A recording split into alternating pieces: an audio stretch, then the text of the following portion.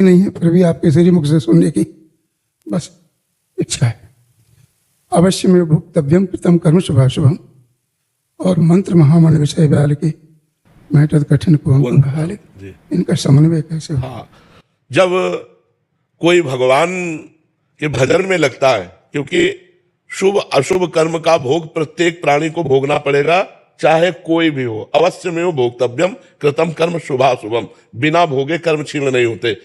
और एक लिखा है भावी में मिट सके त्रिपुरारी, या मंत्र जप के द्वारा भाल में लिखे हुए अक्षरों को बदला जा सकता है। पर जब इतना मंत्र जप हो जाएगा कि भाल के अक्षरों को बदलने का आएगा, तो वो भगवत प्राप्ति चाहेगा, नाशवान शरीर को क्यों बचाना चाहेगा? तो नाशवान शरीर के बचाने के लिए यदि हम भजन करें तो बदला जा सकता है। हजारों संतों के जीवन चरित्रों में पढ़ा कि स्वयं कष्ट भोगते हुए अपने हजारों अनुयायियों को कष्ट रहित कर दिया। हजारों संतों के हम चरित्र पढ़े कि स्वयं तो वो कष्ट में, और हजारों संत के जो अनुयायी हैं उनको सुख प्रदान कर दिया, उनके बड़े बड़े रोग नष्ट कर दिए भजन के प्रताप से। लेकिन वो ये जानते हैं अपने शरीर को कि ये नाशवान शरीर है, वो शरीर से प्यार नहीं करते, इसलिए वो स्वयं भोगते हैं, अपने प्रारब्ध को नष्ट करने का संकल्प नहीं करते। पर उनकी शरण में कोई आ जाए तो उसके प्रारब्ध को बदल देंगे, उसके अशुभ को मेट देंगे। ना मेट दे तो भगवत प्राप्ति कैसे करा देते हैं? किसी के बाल में थोड़ी भगवत प्राप्ति लिखी। संत और गुरुजन महापुरुष जन संकल्प के द्वारा, भजन के द्वारा उन जीव की स्थिति को बदलते हुए भगवत प्राप्ति करा देते हैं। तो हमें लगता है कि जब तक वो भजन होता नहीं है तब तक कामना रहती है शरीर स्वस्थ रखने की, और जब वो भजन होने लगता है तो ऐसा ज्ञान हो जाता है कि शरीर की कोई परवाह नहीं रहती। इसलिए बड़े बड़े संतों में बड़ी बड़ी कष्ट की परिस्थिति देखी गई है। साधारण जीव कितने ऐसे हैं। हम एक उदाहरण बता रहे, शोभन सरकार का नाम सुना होगा।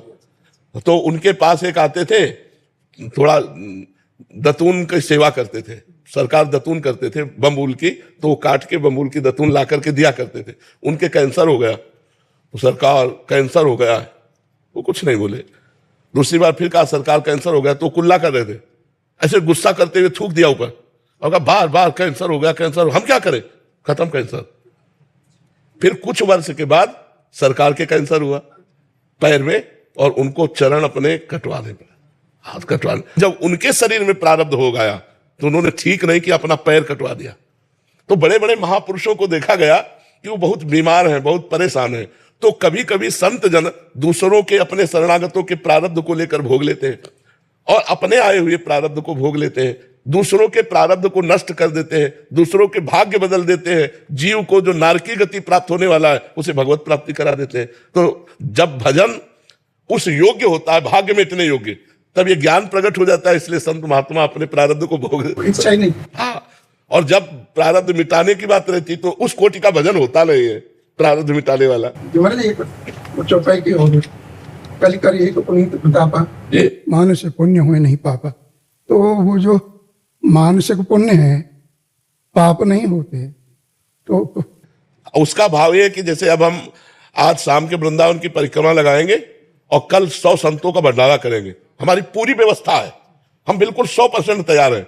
अब हमारी दोपहर की अचानक तबीयत खराब हुई कि ना हम परिक्रमा लगा पाए और ना संतों को भंडारा कर पाए, तो पूरा मिलेगा हमें, मानस पुण्य हो ही उसको अब हमारे मन में बात आई कि कल जो है हम ऐसा करेंगे या ऐसा करेंगे, लेकिन हमसे हो नहीं पाया, तो बिल्कुल पाप नहीं लगेगा। तो इसमें गोस्वामी जी कहते हैं कल करे एक पुनीत प्रतापा, मानस पुण्य हो और नहीं पापा। एक और साधारण सी बात है, वैसे अनुचित भी लग रहा है, मुझे नहीं पूछना चाहिए। जो अपने यहाँ कुत्ते घूम रहे हैं, स्पर्श करके जाते हैं, साधुओं के बीच में होकर निकल के जाते हैं।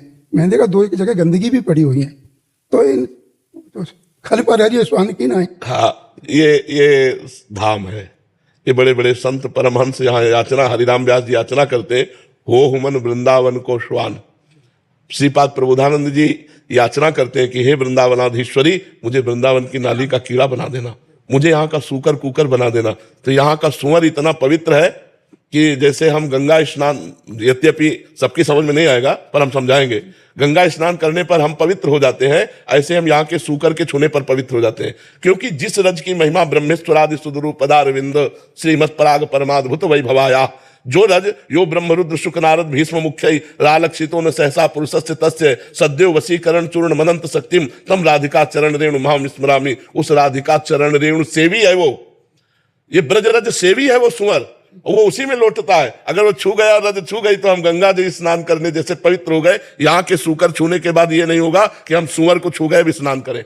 यहाँ का स्वान, यहाँ का सूकर, ये सब बड़े बड़े संत हैं, बड़े बड़े परमहंस हैं। ये भगवत प्रेमी महात्मा वृंदावन की शोभा बढ़ाने के लिए बंदर पशु पक्षी रूप धारण किए हुए हैं। बड़े बड़े महापुरुषों ने याचना की, हो मन वृंदावन को स्वान। यह जी की हो है जन कल्याण के लिए।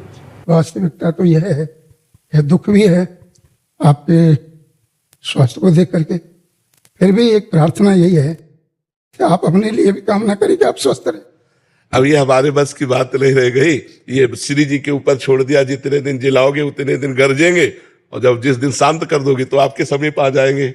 अब श्री जी अगर बुलावे तो हम यहाँ रहना क्यों चाहें, और श्री जी रहने के लिए आज्ञा करें तो हम जाना क्यों चाहें। हम तो श्री जी के ऊपर छोड़ दिया है, आप संतों के ऊपर छोड़ दिया है। हाँ, मान रही नहीं, हम कब के मर गए होते।